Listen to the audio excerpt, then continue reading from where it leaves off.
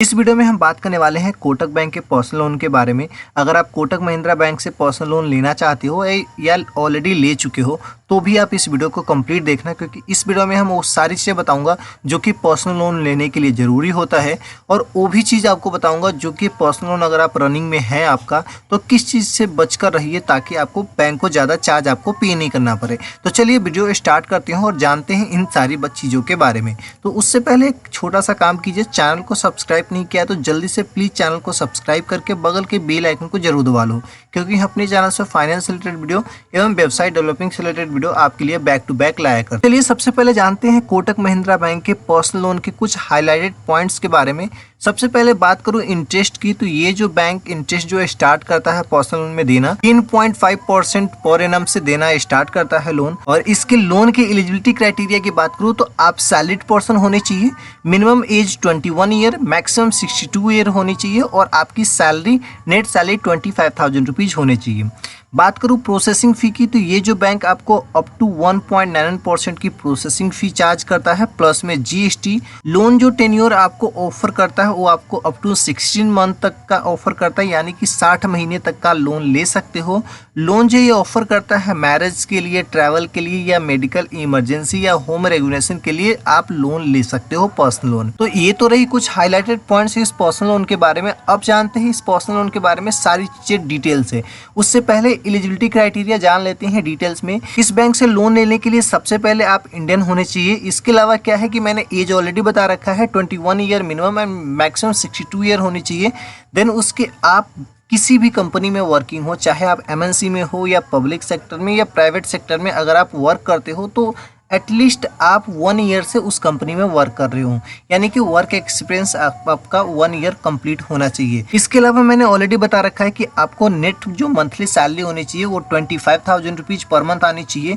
इसके अलावा क्या है कि आप जिस भी सिटी में रह रहे हैं, करेंट सिटी में आप वहाँ पे मिनिमम 1 ईयर से वहीं पे रह रहे होंगे। तो ये चीज़ जरूरी है इस पर्सनल लोन के लेने के लिए। अगर आप इस एलिजिबिलिटी क्राइटेरिया को फुलफिल कर रहे हो दैट मीन्स कि आप इस लोन के लिए एलिजिबल हैं। देन आपको कुछ और भी पॉइंट्स इसमें कवर करता है। बैंक पूछता है कि आपके जो लास्ट 3 मंथ के अंदर में कोई लेट पेमेंट या ईएमआई बाउंस तो नहीं होनी चाहिए, कार्ड में या लोन्स में कुछ भी में।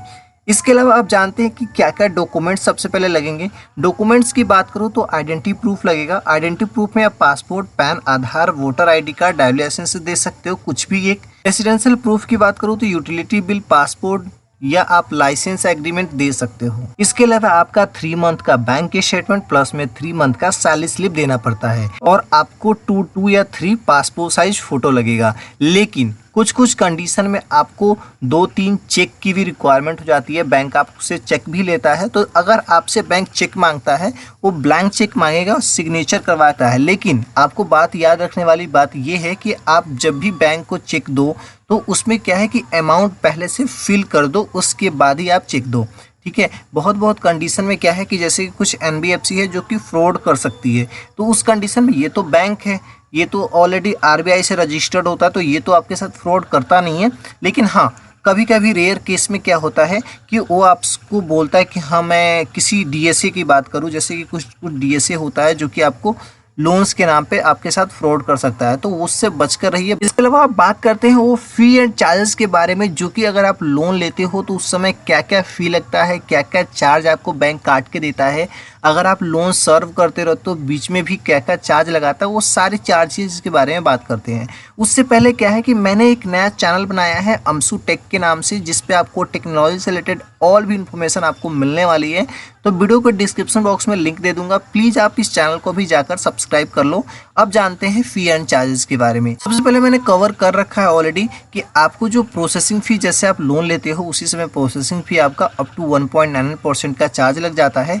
इसके अलावा ओवर ड्यू इंटरेस्ट की बात करूँ तो आपका 3% का चार्ज लगेगा। इसके अलावा इस लोन में जो बात करूँ pre payment and pre closure charge को लेकर, तो क्या है कि बैंक आपको 12 मंथ का लॉकिंग पीरियड देता है, यानी कि 12 मंथ के अंदर में ना ही आप प्री पेमेंट कर सकते हो ना ही आप प्री क्लोजर कर सकते हो, यानी कि कम से कम आपको 12 महीने तक का लोन चलाना ही होगा। यानी कि 12 महीने तक आप लोन को बंद नहीं कर सकते हो। 12 महीने के बाद अगर आप चाहते हो कि लोन को क्लोज करवा दे तो आपको 5% का प्री क्लोजर चार्ज लगेगा, प्लस में GST प्रिंसिपल आउटस्टैंडिंग अमाउंट की, जितना भी आपकी प्रिंसिपल आउटस्टैंडिंग बची रहेगी उस पर 5% का प्री क्लोजर चार्ज प्लस में GST भी लगेगा। उसके बाद अगर आप डुप्लीकेट NOC इशू करवाओगे, जो कि लोन क्लोज होने के बाद आपको अगर NOC बैंक के साइड से नहीं मिलता है या अगर आप NOC इशू करवाते हो वहां पे भी आपको 500 प्लस GST का चार्ज लगता है। तो ये तो रही ऑल फी एंड चार्जेस। यहाँ पे कुछ डिसएडवांटेज की बात करूँ तो इस बैंक में क्या है कि आपको पहली बात तो pre payment and pre closure जो चार्जेस है